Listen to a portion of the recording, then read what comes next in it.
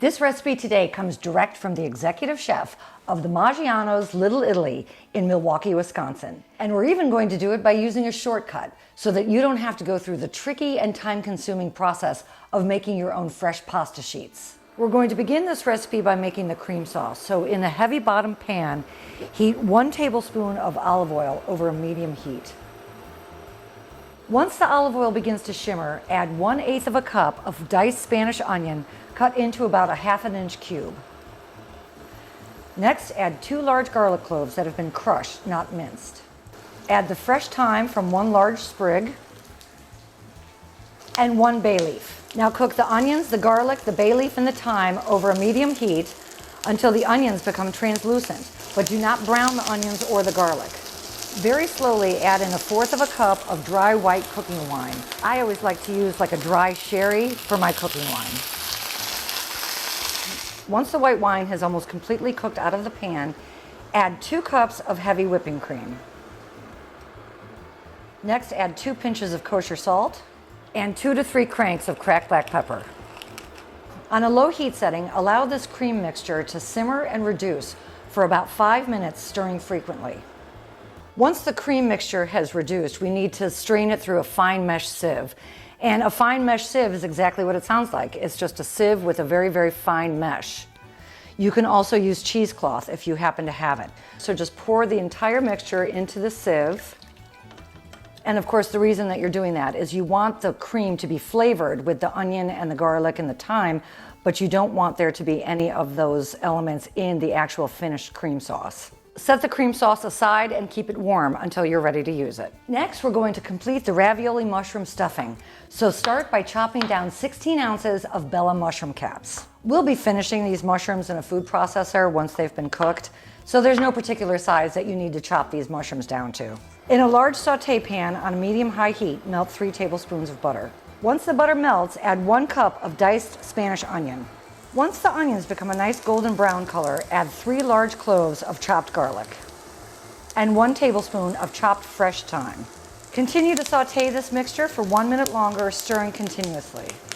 After 1 minute, add in your 16 ounces of chopped cremini or Bella mushrooms and saute the mushrooms for 1 to 2 minutes, stirring continuously. Next, add 1/3 of a cup of your dry white wine and 1/3 of a cup of heavy whipping cream. Add 1 teaspoon of kosher salt and 1/2 teaspoon of cracked black pepper. Turn your heat down to a medium-low and simmer until all of the liquid has cooked off. Once all of the liquid has been cooked off of the mushrooms, turn off the heat and fold in 4 ounces of freshly grated Asiago cheese.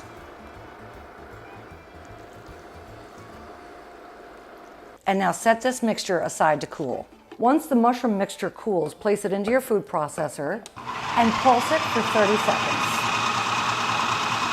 Okay, let's talk about the fresh pasta for a second. If you are somebody that loves to make your own pasta and you're good at it and you have a pasta maker at home, then I recommend making your own pasta sheets. But if you're anything like me and you don't have the time or necessarily the skill to make pasta, I have 2 alternatives for you. The first option is to buy Capello's brand lasagna sheets. Now, I will admit that these were very hard to find. I ended up finding them in Whole Foods, but each box was about $10. The other thing is that this product is made with almond flour, not semolina flour, like most pasta is made from. I've of course made these ravioli already, and I think that they taste just like a regular semolina flour ravioli. But the second option that you have, which is far less expensive and much more readily available, is to buy regular wonton wrappers. You can get these in any grocery store, even your local Walmart. And this whole pack of 20 was like $2.50. And I'll show you how to use both. So no matter what you're using, you'll come out with a perfect finished product. To make the ravioli, start by beating the white of 1 egg. Now lay 1 pasta sheet down flat and using a 1/2 cup measuring cup, cut out your circles of pasta.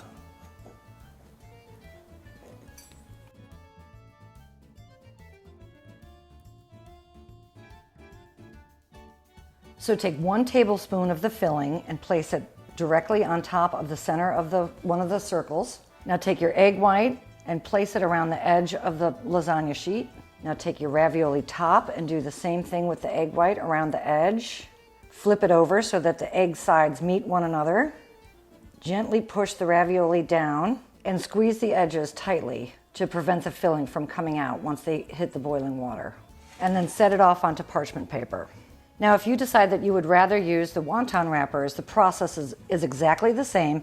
You still use your egg white as a binder.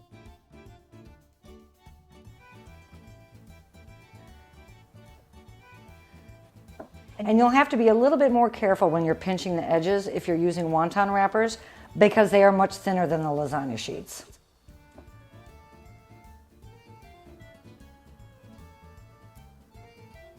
Once all of your ravioli have been formed, get a large stock pot and add about 1.5 inches of water to the pot, and add 2 pinches of salt to the water. Now bring your water up to a simmer. You don't want the water to be aggressively boiling because you'll run the risk of breaking up the ravioli in the boiling water. Once your water comes to a simmer, using a slotted spoon, carefully drop the ravioli into the simmering water one by one.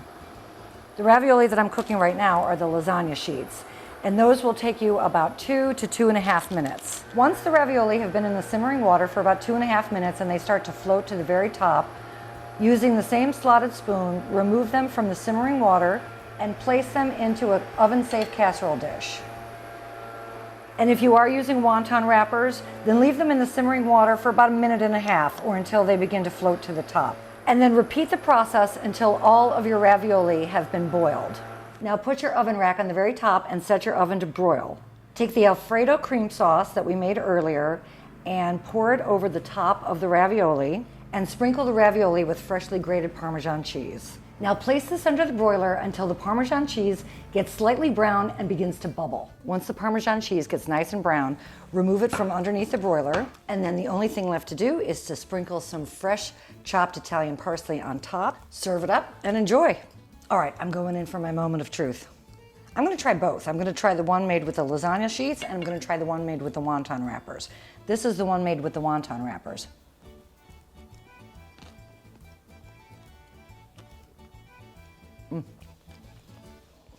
Okay, now I'm going to try one made with the almond flour lasagna sheets. There's a subtle taste difference between the two, but I would say the biggest difference would be in the texture.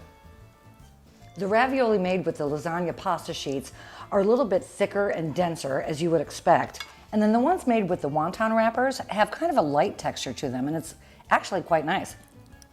So again, I don't see any huge reason to have to go out and search for the lasagna sheets or to pay the expense if you don't want to pay $10 a box at Whole Foods, which I completely understand, because I had to buy 2 boxes, and in total you should have about 25 to 30 ravioli when you're all done. All right, my friends, I hope you enjoyed this video. And if you have a restaurant or a recipe that you would like me to feature in an upcoming episode, then go ahead and drop it in the comments section below. I promise I'll take a look at it. But make sure to hit the subscribe button and the notification bell so that when your episode comes up, you'll be notified. And for more great Italian-inspired recipes, check out right here.